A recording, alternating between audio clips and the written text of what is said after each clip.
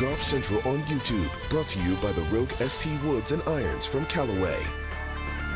Well, hello and welcome into this Golf Central special. I'm Cara Banks alongside Brandel, Chamblee and Mark Rolfing as we continue to analyse the 3 days of pool play at the WGC-Dell Technologies Match play. It is now complete and the round of 16 is set. Guys, single elimination kicks off on Saturday morning. Those that proceed from this match will play quarterfinals tomorrow afternoon. Brandel, who catches your attention? Right there, Group 5. He made it out. Scheffler playing Group 12. The man who made it out, Billy Horschel. This is sort of a encore performance of the final last year, which was a bit of a dud, but I suspect this one will have a lot of fireworks. I'd give the nod to Scotty Scheffler. I said earlier, if this were a medal play event, Billy Horschel would be teeing off on Sunday, let's say about 10, 11 o'clock, and Scotty Scheffler would be in the very last group with a pretty big lead. That's how good Scotty Scheffler has played through the first 3 rounds, but match play, they're all even tomorrow. But having said that, I'd still give the nod. He's going to have the sort of the home course, the home crowd, leading the field and scrambling. He's a better driver of the golf ball than Billy Horschel. I just think it's too much hill to climb for Billy. Yeah, I'm with you on Scheffler. A lot of matches I like tomorrow, but the Rahm Koepka match, I think is going to be fantastic. You know, Jon Rahm's been in a mini slump, sort of a drought for him. He hadn't been in the top 10 in the last 3 tournaments he's played in, which is pretty unusual for him. To go that long a stretch. He's been defending his putting all week in the media, but really still hasn't putted that great.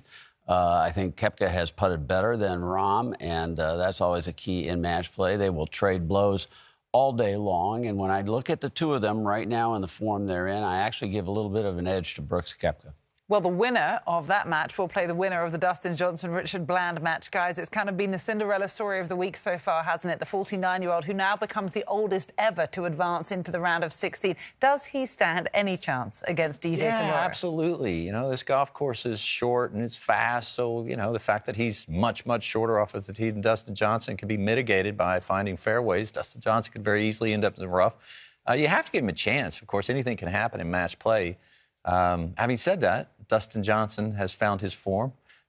He was a little off. He leads this field in strokes gained putting, and he's pretty darn good with his iron play. So, I mean, it's a big hurdle, but I agree with you. I think if it's not the best story in this field, it's pretty darn close. And Blandy's been, I think, one of the better stories in golf over the last year. What's interesting, Rolf, is Blandy is really trying to qualify or earn his place at the Masters. We think he needs to beat DJ and get to the quarterfinals to do so. So it's kind of ironic that he is playing one of the 2 most recent Masters champions as he tries to continue this incredible story. Really, and it's actually kind of a bad break that, you know, he's playing match play because there's no way to play conservative. There's no way to say, oh, I'm going to finish 15th and get enough points to be able to play in the matches. You either win or you don't get in. And who's he got?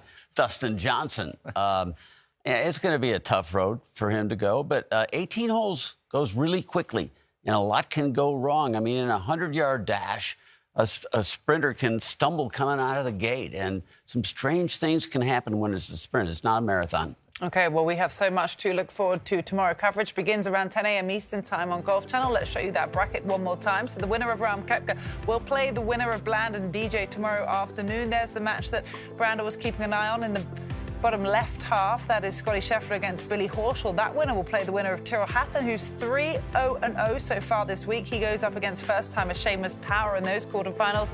On the other side, Morikawa faces Answer. Corey Connors has turned it around from going 0-3 last year to 3-0-0 this year.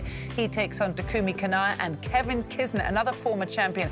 The 2019 winner goes up against Scotty. Kevin Na against Will Zalatoris.